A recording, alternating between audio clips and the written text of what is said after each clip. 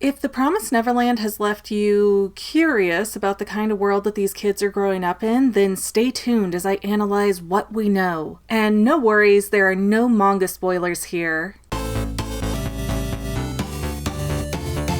Hi guys, welcome to the Fangirl. I'm your hostess McGann, and I'm here to theorize on what we can figure out from the Promised Neverland, specifically where this very hidden orphan farm location might be. For those of you who haven't seen the Promised Neverland, it's actually a really gripping, dark anime that I highly encourage you go watch for yourself. But to poorly summarize, it's about these children who are all orphans leading these happy, beautiful lives under their caretaker Isabella. The weird thing is, though, nobody can stay at that orphanage past age 12, and so between the ages of 6 and 12, kids get adopted. And then, lo and behold, 3 of the older kids stumble upon the fact that between the ages of 6 and 12, the kids are being sold to an alien race to be eaten. And that's just episode 1. But there are hardcore child deaths all over this anime. Anyways, after learning that this is their fate, Emma, Norman, and Ray try to devise a plan to escape the orphan farm with all of the kids that they can take. And they have to do it without Isabella catching on, and she is super smart, so just whew, this whole anime is a ride. I was actually so enthralled by the show that I was very tempted to go out and buy the manga until I found out that there's like a million flippin' volumes of this thing. Nope, no way. I already got sucked into buying fruits baskets and karekano back in the day, and those were pretty significantly long too, so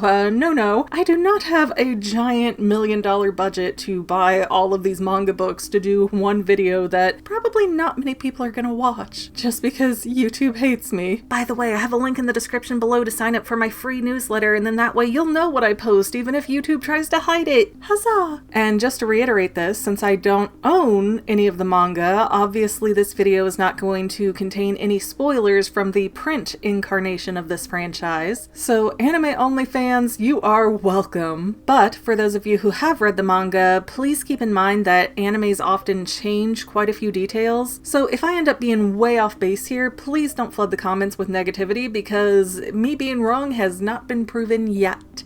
Anyways, the setting of the Promised Neverland is very interesting because these orphan farms are in this extremely isolated forest. And there are actually multiple farms, but they're all walled off from each other, and when you put them all together, you get this sort of circular pattern that encloses all of the farms. So even if a child does manage to get over the fence, they've got probably 2 out of 3 odds of being on the side that just looks into another farm. And if one of the kids do happen to get to a wall that faces the outside world, they look down and there's this huge ditch to where nobody could jump over it or survive going down it. The whole orphan farm setup seems to only have one exit to the outside world, and the kids theorize that that's where the alien base camp is. During season 1 of the anime, we also learn very little about the alien race or the outside world in general, and I think that's very deliberate. At one point, I believe it's Emma and Norman talking to each other, and they're discussing how somebody has to be bringing them food and clothing, which means there have to be humans in the outside world that are bringing those supplies in, so that means the aliens didn't take over the planet.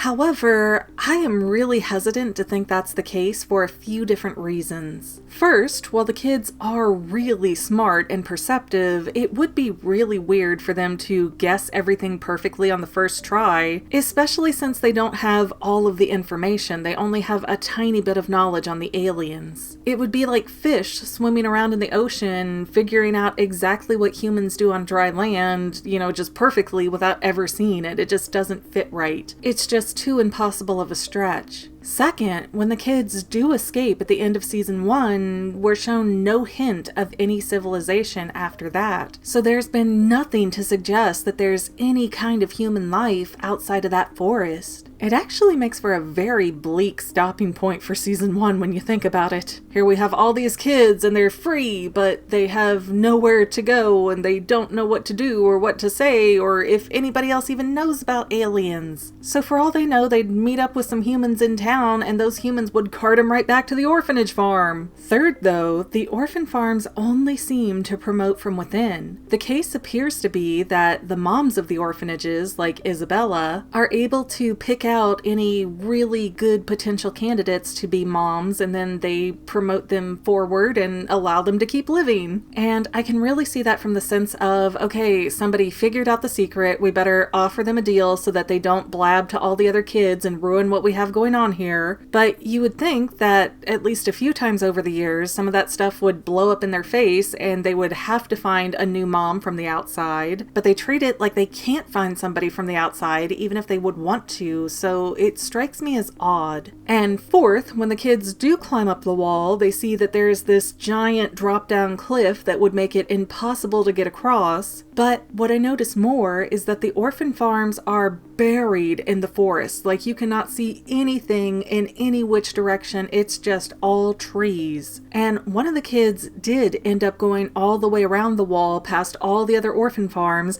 and there was no sign of civilization. It was just all forest, forest, forest, forest, forest. Now, the naked eye can see roughly 3 miles ahead before the curve of the earth cuts off your view. Based on the wall, which is like 25 to 30 feet high, they might be able to see farther, but still, either way you look at it, this is a huge, massive land that the aliens have, and it just doesn't seem like it would be very easy to come by that amount of land. Meaning, the aliens either own this massive stretch of property, which also raises a bunch of questions for how they bought it, you know, being aliens and all, or, what I think is more likely, the alien farms are not on Earth. And the orphan farms being on another world or a different dimension does make quite a bit of sense. Humans in general have a pretty big fight or flight response, and even if some people wanted to kowtow to the aliens, there would be so many more that picked up weapons and fought back and destroyed them. I mean, really, unless the aliens invaded with their entire planet, they have very little hopes of defeating all of humanity. Especially when their primary mode of killing people seems to be stabbing them in the heart with flowers. Sure, that is pretty attention-catching,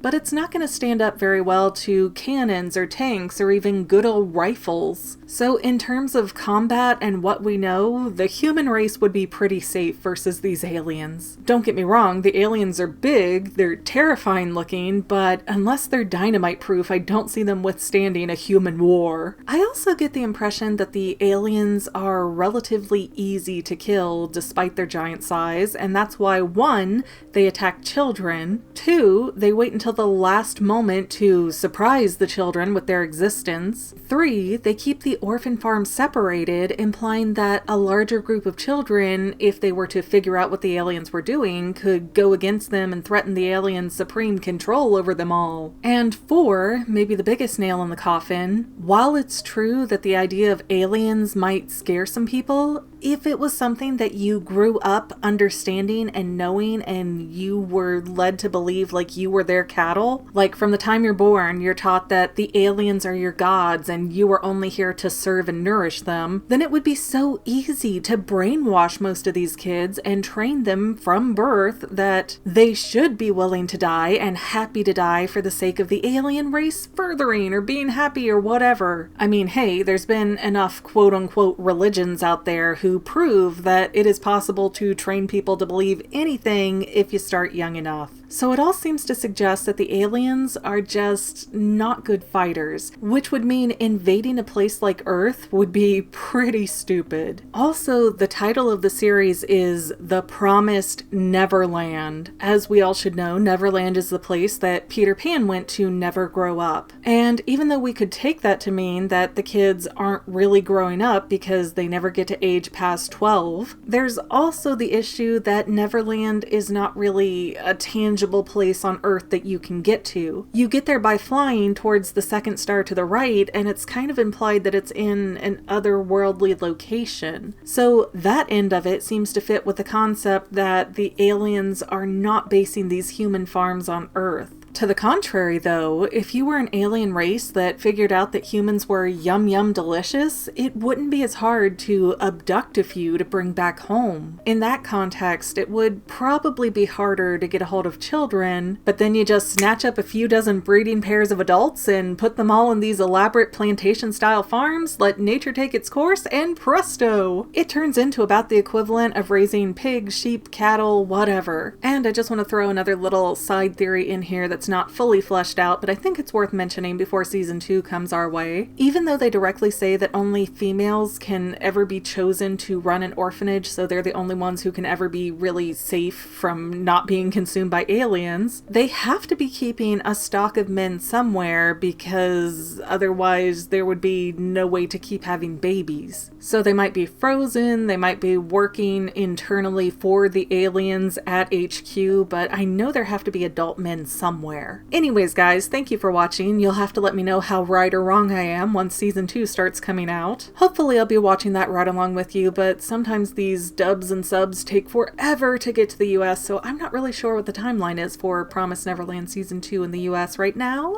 And it might not be reality, but theories are more fun. Oh, and before we take off, I owe a really quick thank you shout out to Natalie B and her family for sending me some fan mail. I won't get too far into details here because I think I'm going to cover this letter in another video later, but I did want to acknowledge that I got it. Hopefully she got what I sent her back. So Natalie B and family, if you're watching this in Sheridan, Arkansas, thank you again, and hopefully I'll get your video out before too super long. But alright, on to the outtakes. I got sucked into buying olive fruits baskets and kare. Huzzah! Huzzah! But they treat it like they couldn't. But they treat it like they can't But they treat it... Sure. And they did have... And one of the kids did...